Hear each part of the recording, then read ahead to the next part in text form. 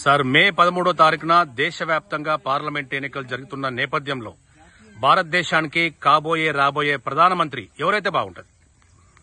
ఈరోజు ప్రధానమంత్రి విషయం చాలా ముఖ్యమైనటువంటిది.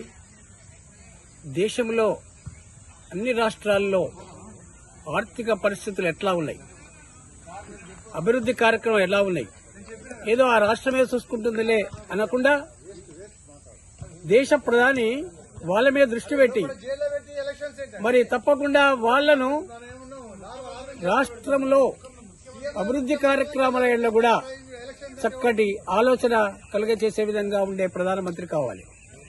తర్వాత పేదవారికి, నిరుపేదవారికి మరి రాష్ట్రాల వారీగా గృహాలు కేటాయించడం జరిగింది. కానీ అలాంటి గృహాలు మరి ఎవరైతే రాజకీయ పలుకుబడి ఉన్నదో అలాంటి వాళ్ళకి గృహాలు దొరుకుతున్నాయి. అటువంటప్పుడు మరి సరి అయినటువంటి వ్యక్తిని అందడం లేదు. కాబట్టి ఆ గృహ ఫలాలు అందించేటువంటి యొక్క ఆలోచన మరి ముఖ్యంగా ప్రధానమంత్రి ఆలోచనలో కూడా ఉండాలి. కేవలం ముఖ్యమంత్రికి వదిలిపెడితే సరిపోదు. ప్రధానమంత్రికి కొన్ని హక్కులుంటాయి, కొన్ని రాజ్యాంగపరంగా కొన్ని చేయవలసిన అవసరాలుంటాయి. మళ్ళీ అలాంటి యొక్క నిరుపేద వారికి సరి అయినటువంటి స్థితిలో గృహాలు గాని, ఆర్థిక ఫలాలు గాని, అభివృద్ది ఫలాలు గాని అందుతున్నాయో చూడాల్సిన బాధ్యత ఇప్పుడు ఎన్నిక కాబోవలసినటువంటి ప్రధానమంత్రి యొక్క ఆలోచనలో ఉండాలి. అలాంటి ప్రధానమంత్రి అయితే దేశాభివృద్ది జరుగుతుంది. కేవలం దేశాభివృద్ది అంటే ఒక శరీరంలో ఎన్నో అవయవాలు ఉంటాయి. మనకు అన్ని అవయవాలను కూడా సరిగా చూసుకున్నప్పుడే మానవుడు సరైన స్థితిలో తన యొక్క మేధస్సును ఉపయోగించుకోగలుగుతాడు, అభివృద్ది కార్యక్రమంలో పాల్గొనగలుగుతాడు. అటువంటిప్పుడు ప్రధానమంత్రి ఒక శరీరం లాంటి వారు. శరీరంలో ఉన్నటువంటి అంగాలు ఎన్నున్నాయో అన్ని అంగాలను కూడా సరైన స్థితిలో చూసుకోవాల్సిన బాధ్యత ఇప్పుడు రాబోయే ప్రధానమంత్రికి ఉండాలి. కేవలం రోడ్లే కాదు, ఇప్పుడు ఉన్నటువంటి డ్రైనేజీ వ్యవస్థ కూడా సరిగ్గా మారుమూల పట్టణాల్లో, నగరాల్లో ఏమాత్రం అభివృద్ధి చెందడం లేదు.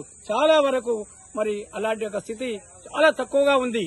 మరి ఇప్పుడు కాబోయే ప్రధానమంత్రి ప్రతి ఒక్క విషయంలో కూడా తన యొక్క ఆలోచన విధానాన్ని పెంపొందింపు చేసుకుని కేవలం ప్రపంచ దేశాల్లోనే గొప్పవాడిగా కాకుండా భారతదేశంలో చక్కటి సువర్ణావకాశం పొందేటువంటి మరి భారతదేశంలో చక్కని పేరు పొందే వ్యక్తిగా ఉండాలి ప్రధానమంత్రి.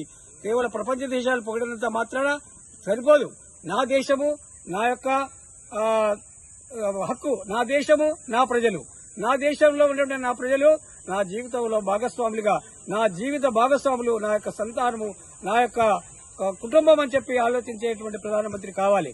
కేవలం ఒక అధికారం చేపట్టి అనేక ధన సంపదను ప్రోగు చేసుకుని మరి యొక్క వివిధ రాష్ట్రాల్లో మనమైతే గాని బాగుండు ప్రతి ఒక్కరి ఆస్తిని మరి తీసుకొని పంచే విధంగా కొన్ని ప్రకటనలు చేస్తున్నారు.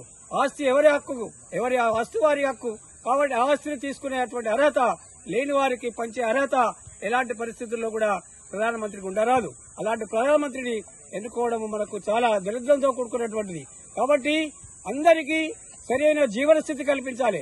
కనీసం కూడు, గూడు, గృహము ఇవి ఉండాలి. కూడు, గూడు ఉండాలి, తిండి ఉండాలి, కనీసం ఆకలి అంటే వెనకటి అనేది రోటీ, కపడా ఔర్ మకాన్.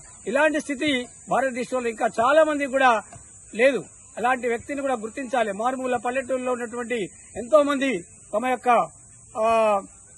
తమ రోజు కూలీ చేసుకుంటేనే బతికేటువంటి స్థితి ఉంది. ఈ రోజు అనేక నీళ్లు సరిగా దొరకడం లేదు, కానీ వైన్ షాప్స్ మాత్రం అడుగడుగునా దొరుకుతున్నాయి. వైన్ షాప్స్ అడుగడుగునా ఉంటున్నాయి. మరి చాలా ఆ రోజు సంపాదించిన కూలీ ఆ 300, 500 రూపాయల్లో దాదాపు ఇంటికి 200 మాత్రమే ఇస్తున్నాడు. మిగతా 300 తన యొక్క ఆ వైన్ సారాయికి ఖర్చు పెట్టి తన జీవితాన్ని ఖరాబు చేసుకుంటున్నాడు. కాబట్టి అడుగడుగునా ఉన్నటువంటి ఈ సారాయి షాపులను, మద్యం షాపులను తొలగించేటువంటి ఒక అస్త్రాన్ని తీసుకురావాల్సిన ప్రధానమంత్రి అవసరం ఉంది. నేడు చాలా మంది నిరుపేదలు తమ యొక్క డెవలప్మెంట్ చేసుకోకుండా సారాయి తాగి మరి ఎవరికో ఒక నోటుకు ఓటును ఉపయోగించుకుంటున్నారు. కాబట్టి ప్రధానమంత్రి గారి యొక్క ఎటువంటి ప్రధానమంత్రి ఉండాలంటే మరి దేశంలో అనేక మరి నీళ్ల సెంటర్లు, నీళ్లు దొరకలేవు కానీ ప్రతి ఒక్కరికి నీళ్లు లభించే విధంగా తక్కువ ఖర్చుతో ఎక్కువ నీరు లభించే విధంగా చూడాల్సిన బాధ్యత. మంచి నీరు వ్యవస్థ కూడా లేదు, డ్రైనేజ్ వ్యవస్థ లేదు, దోమకాటు వల్ల మలేరియాలు ఇటువంటి సంభవిస్తున్నాయి. ఒకప్పుడు నేను చదువుకున్న రోజుల్లో 1970, 69 ప్రాంతంలో ప్రతి ఇంటికి మరి DDT అనేటువంటిది మందు కొట్టేవారు ఫ్రీగా. గవర్నమెంట్ వచ్చి ఫ్రీగా కొట్టేది తెల్లటి మందు. ఆ రోజంతా ఉన్న వస్తువులన్నీ కూడా ఒక దగ్గర మూలకు పడేసుకుని దాని మీద సాప కప్పుకొని ఇల్లంతా కూడా ఒక్క దోమ రాకుండా ప్రతి ఇల్లును కవర్ చేసి మరి దోమల మందు కొట్టేవారు. మరి ఇలాంటి స్థితి ఇప్పుడు లేదు. కేవలం కాలువల్లో, మురికి కాలువలో కేవలం కొట్టి వెళ్లిపోతున్నారు. ఇంట్లో దోమలు అట్లాగే కురుస్తున్నాయి. మలేరియా వ్యాధి వస్తుంది. బోధకాలతో చాలా మంది బాధపడుతున్నారు. కాబట్టి మళ్ళా ఆ స్థితి రావాలి, 70లో ఉన్నటువంటి స్థితి రావాలి. కాబట్టి ప్రతి ఇంటికి కూడా దోమ నివారణ యొక్క కేంద్రాలు చాలా ఉన్నాయి. కానీ పనిచేసే వాళ్ళు తక్కువగా ఉన్నారు. ఆ పనిచేసే వాళ్ళు పెంచాల్సిన అవసరం ఉంది. ఈ రోజుల్లో ఆహార కల్తీ, ప్రతి ఒక్కటి ఆహార కల్తీ ఉంది. కల్తీ లేనటువంటి ఆహారం మనం తినడం లేదు. కాబట్టి అనేక రోగాలు వస్తున్నాయి. ఆహార కల్తీ కొరకు ఫుడ్ సేఫ్టీ ఆఫీసర్స్ నియమించాలి.